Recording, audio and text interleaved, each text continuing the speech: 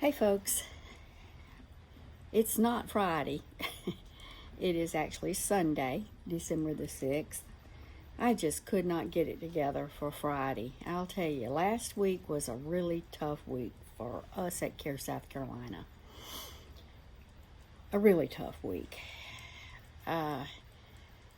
We have ended up with more staff on quarantine, more staff who have tested positive, more situations, more problems, more issues with this COVID-19 crisis than we were experiencing even at the first of it. And I think I talked with all of y'all about that earlier. This is not what we weren't expecting, you know. After Thanksgiving, we were fully expecting something like this to happen, and it did. Right now, although I haven't been updated fairly recently, so it could be worse than the number I'm about to give you, but I think we have about 12 staff that have tested positive. As of Friday, I think we had 47 staff on quarantine. We've had to close the Dillon site.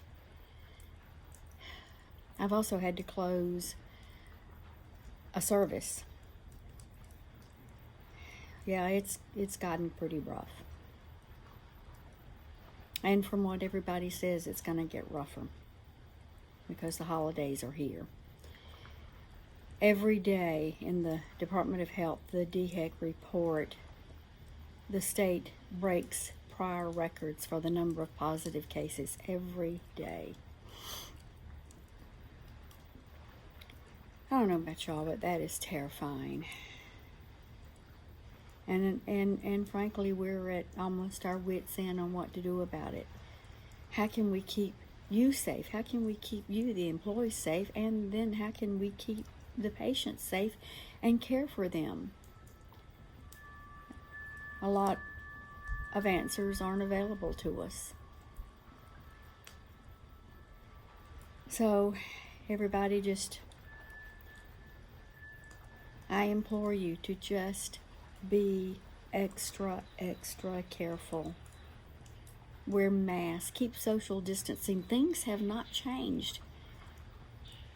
There are still social distancing requirements in place, whether you're having lunch or working. And I know you can't examine a patient in social distance, but you know, the rule of thumb is keep social distance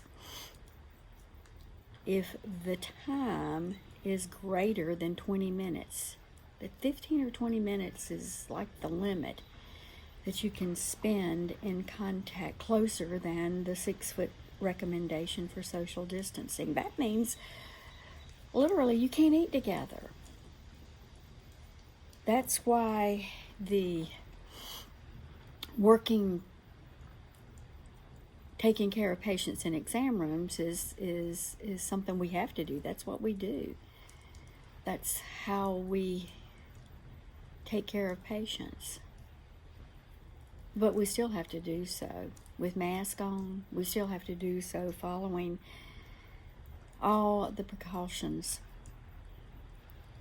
So please remember this. Remember it not only at work, but remember it at home. So much of what has happened over the last week since Thanksgiving is the result of behaviors and things that happened at your home. Please be careful. I've given you, and I will put it in my email that goes out, a tool that you can use. I use this tool constantly. It's called, and this is all one word, My COVID Risk, and it's .app. Now that may not sound like you can enter that address in on the internet, on the web, but you can. It'll work. It's out of Brown University, mycovidrisk.app. It's very simple. It's very cool. You got to be over 13 years old to use it, so it can't be too hard. If a 14-year-old can use it. And you can put in there and kind of look and analyze whatever it is you're thinking about, this got a lot of options to choose from, or you can kind of build your own. But most importantly, there's a lot of things in there, like eating at a restaurant, indoors, the number of people, the mask wearing, the social distance. You put all of these parameters, and then if the risk turns out to be too high, it'll actually give you some tips to lower your risk.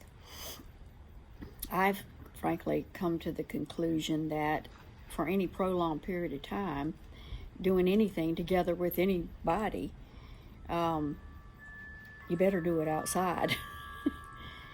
It looks like shopping isn't too high a risk if social distancing is maintained and masking is maintained, and you like I like to say, boogie woogie through the store. But do your own thing with it. Analyze it. Know your risk. Please. We've still got more holidays to go through.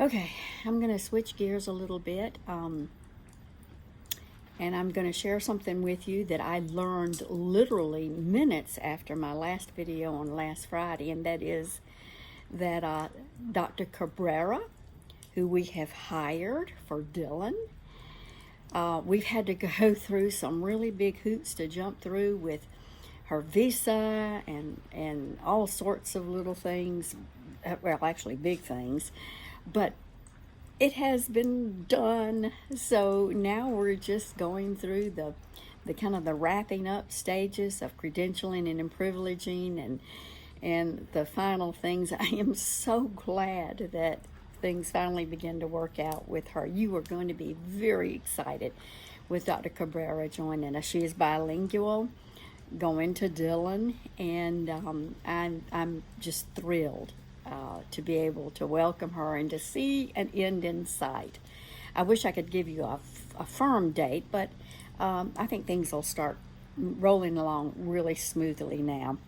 At least I hope so. So the end is in sight, and we're really looking forward to Dr. Cabrera joining us. So let's all welcome her. That's some good news that we certainly can use in this day and age. As most of you know, also, we do have rapid testing that is available for staff.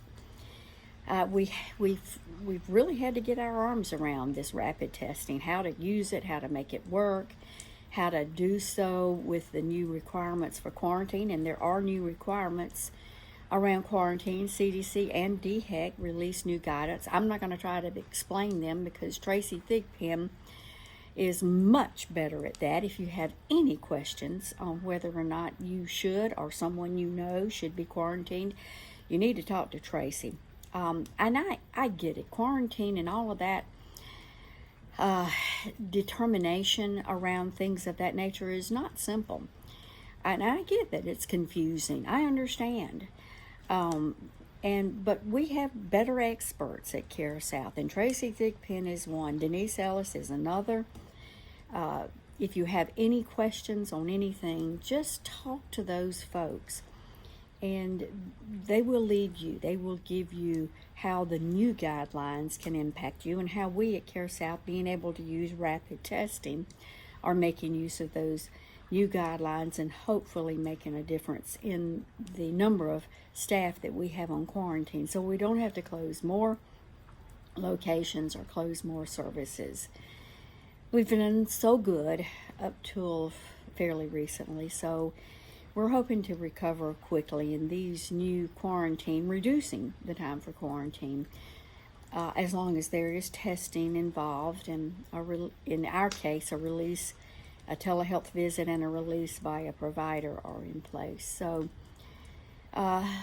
let's see what we can do. Let's see if we can't lengthen this issue around quarantine and do a better job, in spite of the confusion and in spite of what may seem like guidelines that are changing daily, and really and truly they are practically changing daily.